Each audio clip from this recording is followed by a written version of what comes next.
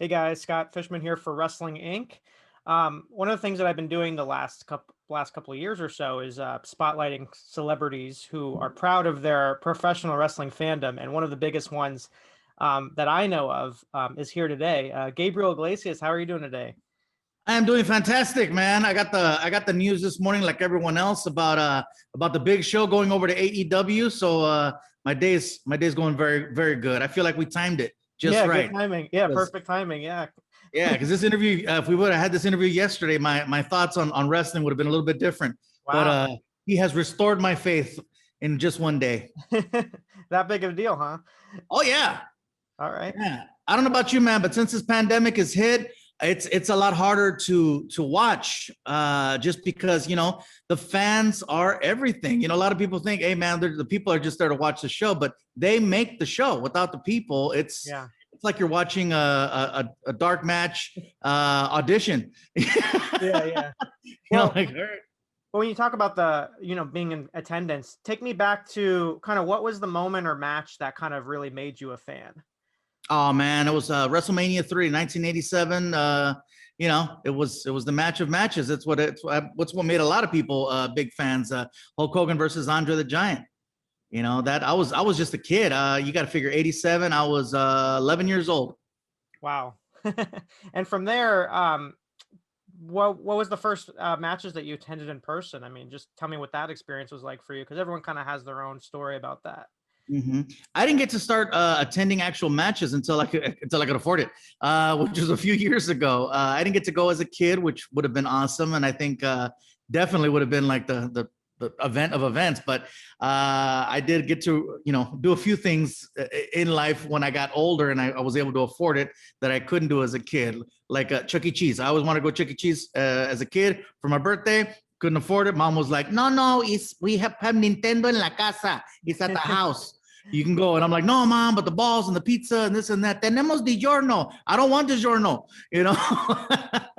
So that and wrestling. So when I got to actually attend my first event, I want to say it was about 10 years ago.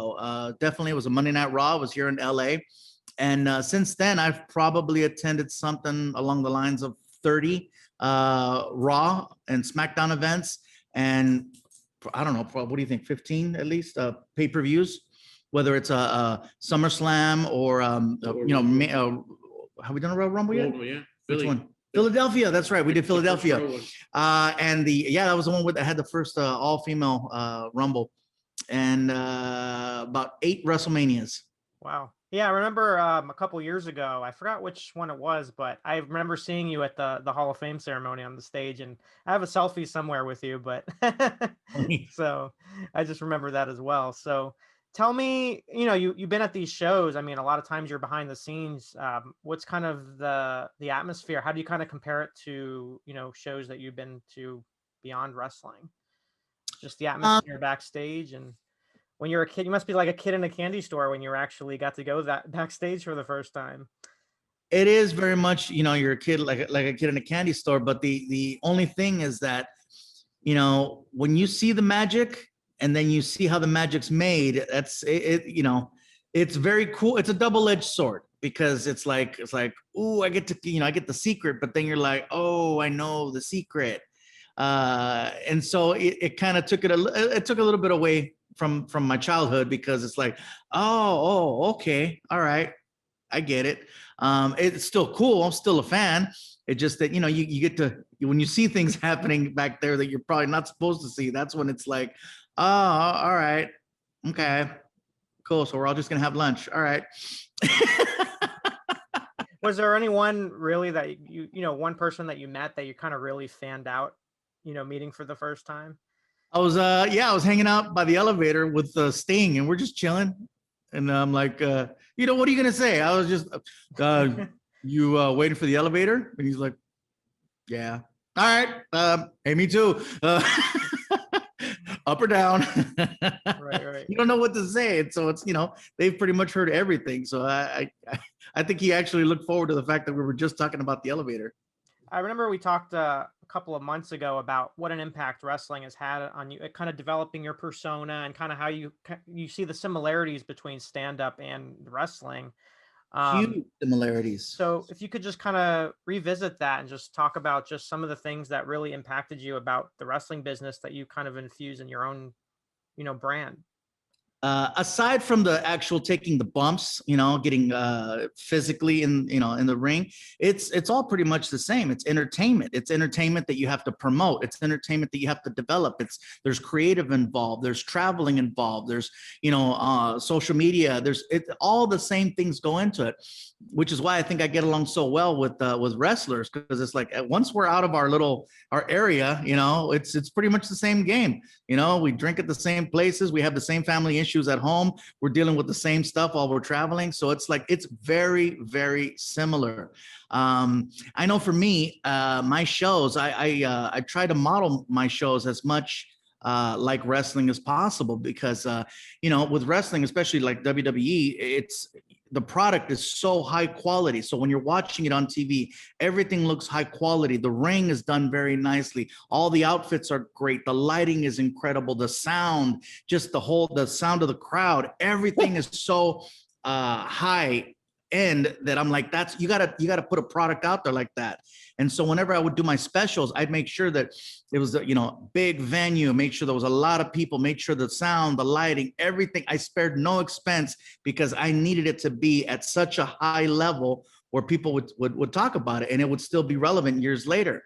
My products, merchandise, same thing. They have merchandise for anything and everything. And I try to, all right, let's see what I can make. And I started, whether it was bobbleheads or action figures or t-shirts or koozies, keychains, you name it. I started putting stuff out there. And again, it wasn't cheap. I made sure that I put money behind it so that everything was high quality. Mm-hmm. So anyone that bought something years ago, it still works, or they still have it. Gotcha. And then another aspect of the wrestling business kind of inspired you, or reading your story and knowing your story, is just how, DDP yoga really kind of helped your life. And just tell me kind of how you connected with that, and just kind of what was that program that made it so successful for you?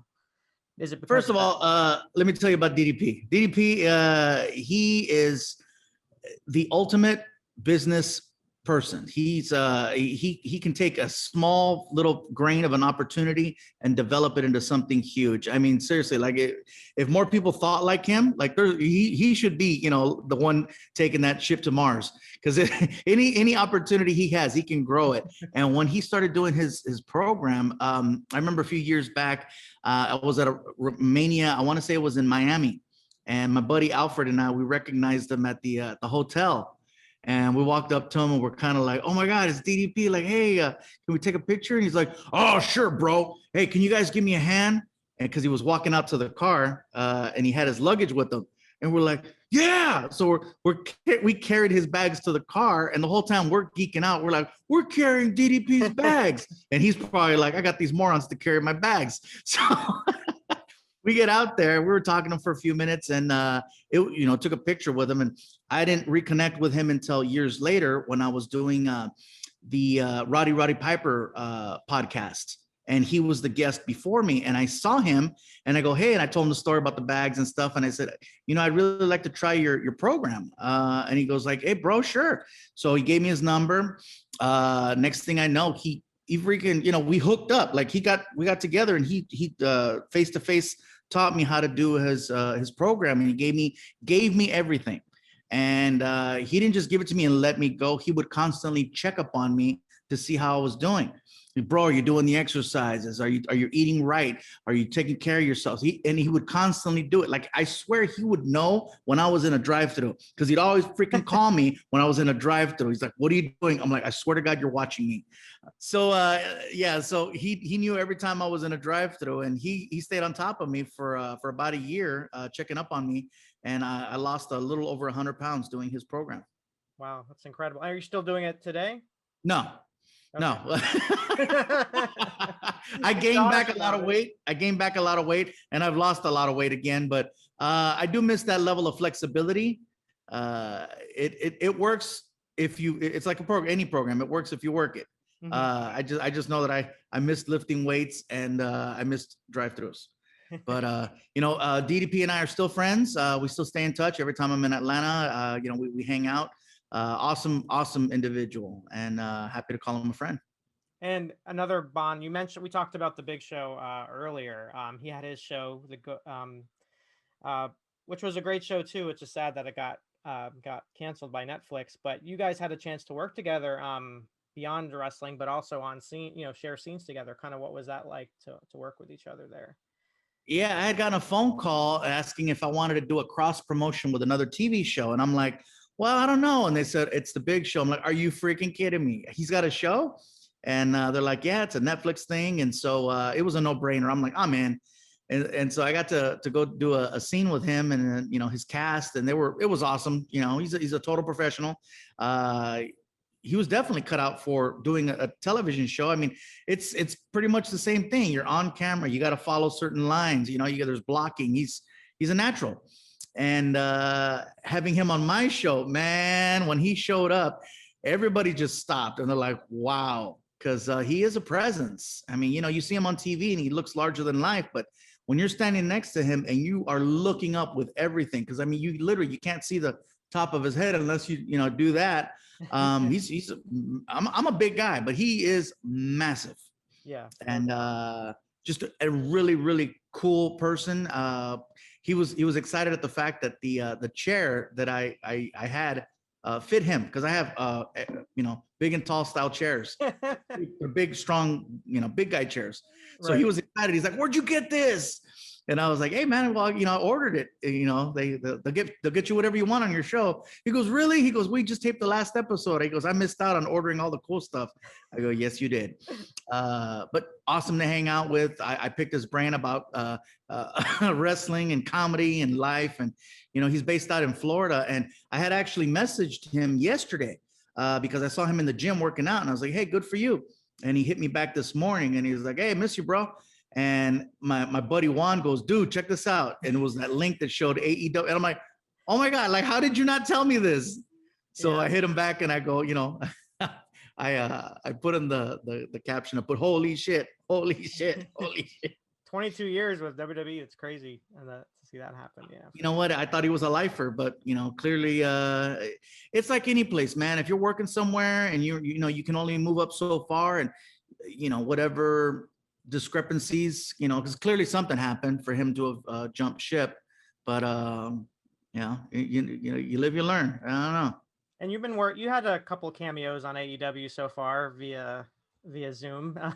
Tell me, what do you think of the way that they've been doing things? You see Chris Jericho on the show, Sting, who you met in that elevator. Tell me, what are your thoughts on them? I know Chris very well, and he's awesome. I love the product. I love what they've been doing. The storylines have been great. This last year has just been a little bit harder to watch any type of entertainment that normally has fans. I don't even watch basketball games the same, because it's like, man, I can hear these guys talking now. The fans give it a whole different energy, and so that's why I was very happy that the Super Bowl allowed people to attend. I was like, man, this is gonna feel weird. But yeah, I think AEW's put out a great product. Definitely, it does not feel it doesn't feel like how can I put this and not sound, it doesn't feel like you're getting a subpar product. I'm still getting that feel from it, that it's at that level. Yeah, the presentation of it, yes. And the talent is incredible. Like when I got to attend Double or Nothing in Vegas, and when I saw the Young Bucks, I'd never known these guys. I was like, who are they? And I became a fan instantly that day. And one last thing I wanted to touch on wrestling wise is your appearance on the Steve Austin show, Straight Up Steve Austin, which was such a hilarious episode. Tell me what that day of shooting was like for you. You must have been like living the dream right there. Man, are you freaking kidding me? I saw on his Instagram that he had bought a Camaro, and a few months earlier I had just bought a Trans Am, which essentially, the kind of the same car. So I reached out to him, and I had done stuff with him in the past, and so I reached out to him and I said, "Hey man, want to race?" And I showed him my car, and he's like, "Oh, that's badass, this and this and that." And we talked about the cars for a little bit, and then they reached out about me doing the show, And they're like, if you have any ideas. And I'm like, well, I think it'd be badass if Steve and I raced our Camaros, the Trans Am versus the Camaro. They're only a few years apart. Let's race some cars. Because I saw all the stuff he was doing with the other guests, and they're like, we love it. And I'm like, listen, anything he wants to do. If he wants to race cars, I like racing cars. Shoot guns, I love shooting guns. Crossbows, whatever, man, I'm all about it, And they're like, oh, we get to eat too. And I go, I got recommendations. And so we got to, of course, drive race cars, shoot crossbows, eat Mexican food. And then we finished off the entire event by getting manicures and pedicures, which I thought was like, that visual was just so hilarious seeing Steve. It was so badass because so the extreme, like here we are doing real macho freaking. And then at the end, we're like, like, can you put clear coat on that? Thank you. So, we're getting mani-pedis while drinking tequila shots and just reflecting on the day. I know for a fact I took some kid's Make-A-Wish moment because I spent the whole day hanging out with him, and he's an awesome hang. He's an awesome hang as long as you got something to talk about. He's no nonsense, and he loves the business, and he loves working. Yeah, and wrestling fans can see Mr. Iglesias on Netflix, as well as on Nickelodeon. Fans of seeing on your Nickelodeon your Unleashed show, which being a pets, I love pets, so seeing that as well is pretty awesome. With Mr. Iglesias, if you had a guest star, another wrestler on the show, who would be your dream get? I think Jericho or Stone Cold would both be awesome choices because they're both just so over the top with their personalities. And I love the fact like Jericho likes to speak Spanish. He likes to show off that he has brown friends. So he speaks Spanish. Really? He lived in Mexico. I would hope he spoke a little bit. Well, that's right. All those years wrestling, so he's picked up quite a bit. And he's got the accent when he says it too, which like, wow, okay. He rolls the R, you'd say. A little bit. All right. For fans that want to follow you, want to just let people know beyond those two shows where they can find you, and where I know you have your pop toy out as well. So there's a lot going on with you, despite everything going on in the world. I am the easiest person to find on the internet. I have basically taken over the word fluffy. That's right, fluffy. All you need to do is Google the word fluffy. I am the #1 search. And I challenge anyone to try. It doesn't matter what search engine you go on. You type in fluffy. I am the first thing that pops up. I beat out bunnies, quilts, comforters, cotton candy, any other fluffy things that are out there. Cats, I'm #1.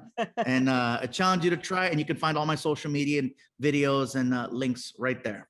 Awesome. Thank you so much for spending some time with us. Hopefully we can catch up again, maybe during the next big news coming out. This is great. Yeah, nobody saw this one coming. So at this point, nothing's going to surprise me. And I'm excited to see what happens tonight.